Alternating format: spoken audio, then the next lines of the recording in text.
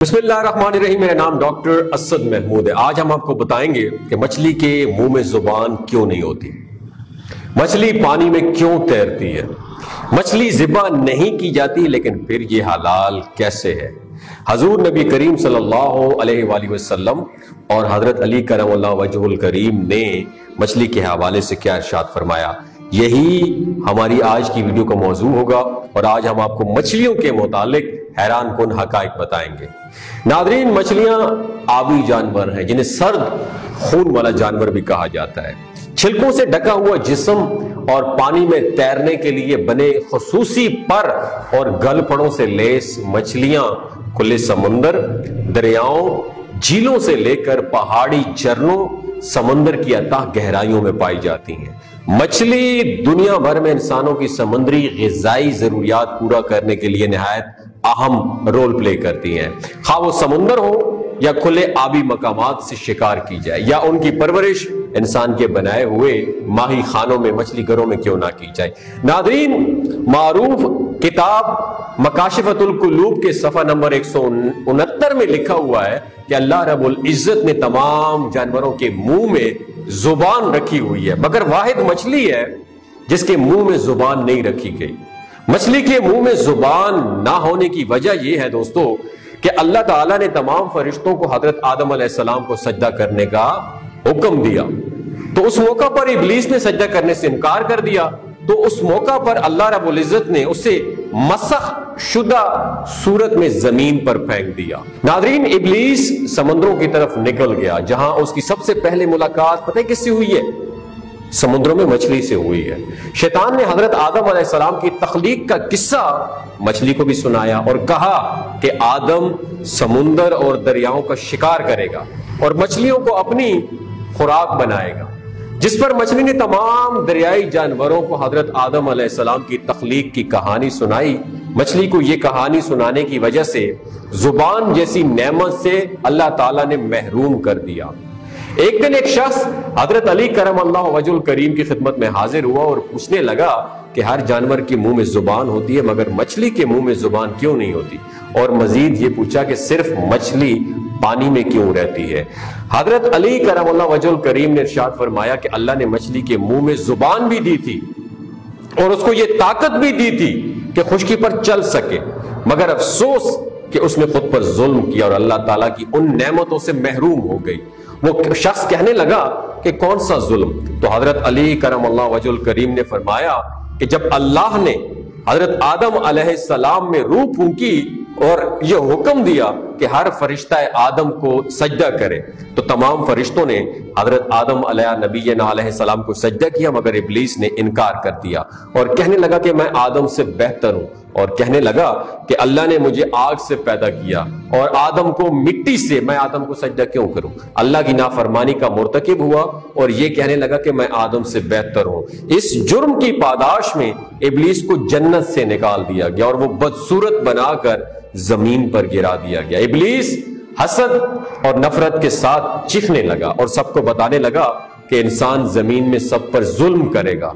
उस वक्त मछलियां जमीन पर चला करती थी, उनके मुंह में जुबान भी हुआ करती थी। शैतान ने सबसे पहले मछली को भड़काया और कहा कि इंसान जब जमीन पर आएगा तो अपना पेट भरने के लिए तुम्हें जिंदा खंजर से काटेगा। मछली ने जब ये सुना तो समुंदर में हर एक आबी जानवर को इंसान के खिलाफ भड़काने लगी।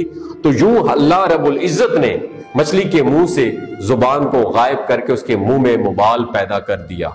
ये बात किताब मकाशिफतुल कुलूब के सफा नंबर 169 पर मौजूद है और ये हुक्म नाफिज कर दिया गया कि कोई भी इंसान तुम्हें जिंदा नहीं काटेगा, बल्कि तुम्हारी हद लिमिट जो है ना तुम्हारी, हमने पानी तक महदूद कर दी है। जब तुम कभी भी पानी से बाहर निकलोगी तो खुद ही तड़पने लगोगी। इसलिए मछलियां जब भी पानी से जुदा होती हैं तो तड़पने लगती हैं और उनका सारा खून उनके गले में आकर अटक जाता है, इकट्ठा हो जाता है। यही वजह है कि मछली को ज़िबा नहीं किया जाता। किसी भी जानवर को ज़िबा करना इसलिए वाजिब है कि जानवर का सारा खून गोश्त से अलग हो जाए। अल्लाह रब्बुल इज्जत ने मछली पर यह कानून नाफिज कर दिया कि पानी से जुदा होकर तड़पने लगती है और उसका सारा खून अल्लाह के हुक्म से उसके गले में आकर जमा हो जाता है। इस वजह से मछली का गोश्त خون سے پاک ہو جاتا ہے۔ احناف کے نزدیک سمندری مخلوقات میں سے صرف مچھلی کا کھانا حلال ہے، مچھلی کے علاوہ کسی اور سمندری جانور کا کھانا جائز نہیں ہے۔ پس سمندری مخلوقات میں سے صرف مچھلی حلال ہے، اور مچھلی کی انواع و اقسام بہت ساری ہیں، اور مچھلی کے ماہرین جو ہوتے ہیں نا، مچھلی کے ماہرین، ان کی رائے معتبر ہے کہ وہ کون سی مچھلی ہے یا نہیں ہے۔ اہل لسان اور اہل لغت کے بعد آخری رائے ماہرین دے سکتے ہیں، لہٰذا سمندری مخلوقات کی جو قسم اہل لغت اور ماہرین کے مطابق مچھلی کی قسم ٹھہرے گی وہی حلال ہوگی، اور جو مچھلی کی قسم نہیں ہوگی وہ حلال نہیں ہوگی۔ لہٰذا فقہ حنفیہ کے مطابق یہ سوال بنتا ہی نہیں ہے کہ مچھلی کی کون سی قسمیں حرام ہے۔ بہرحال اگر ماہرین کہیں کہ یہ مچھلی ہے تو وہ حلال ہے۔ بعض اوقات سمندر میں سانپ بھی تو پائے جاتے ہیں جنہیں کچھ ماہرین مچھلی کہتے ہیں اور وہ کچھ ان کو سانپ کہتے ہیں۔ ناظرین، صحیح بخاری کی حدیث نمبر 3329 میں یہ ذکر موجود ہے کہ حضرت عبداللہ ابن سلام رضی اللہ تعالیٰ عنہ نے فرمایا کہ جب رسول کریم صلی اللہ علیہ وآلہ وسلم کی مدینہ تشریف لانے کی خبر ملی تو وہ آپ کی خدمت میں آئے اور کہا کہ میں آپ سے 3 چیزوں کے بارے میں پوچھوں گا جنہیں نبی کے سوا اور کوئی بھی نہیں جانتا۔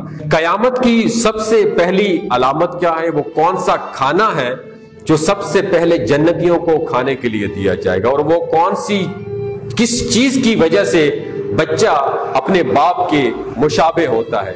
آپ صلی اللہ علیہ وسلم نے فرمایا کہ جبرائیل علیہ السلام نے ابھی آ کر مجھے اس کی خبر دی ہے، اور اس پر حضرت عبداللہ رضی اللہ تعالیٰ عنہ نے کہا کہ ملائکہ میں تو یہی یہودیوں کے دشمن ہیں۔ حضرت صلی اللہ علیہ وآلہ وسلم نے فرمایا کہ قیامت کی سب سے پہلی علامت ایک آگ کی صورت میں ظاہر ہوگی جو لوگوں کو مشرق سے مغرب کی طرف ہانک کر لے کر جائے گی، اور سب سے پہلا کھانا جو اہل جنت کی دعوت کے لیے پیش کیا جائے گا وہ مچھلی کی کلیجی پر جو ٹکڑا لٹکا ہوتا ہے وہی ہوگا۔ اور بچے کی مشابہت کا جہاں تک تعلق ہے تو جب مرد عورت کے قریب جاتا ہے تو اس وقت اگر مرد کی منی پہل کر جاتی ہے تو بچہ اس کی شکل صورت پر ہوگا، اور اگر عورت پہل کر جائے تو بچہ عورت کی شکل و صورت پر ہوتا ہے۔ یہ سن کر حضرت عبداللہ ابن سلام رضی اللہ تعالی عنہ بول اٹھے کہ میں گواہی دیتا ہوں کہ آپ اللہ کے رسول ہیں۔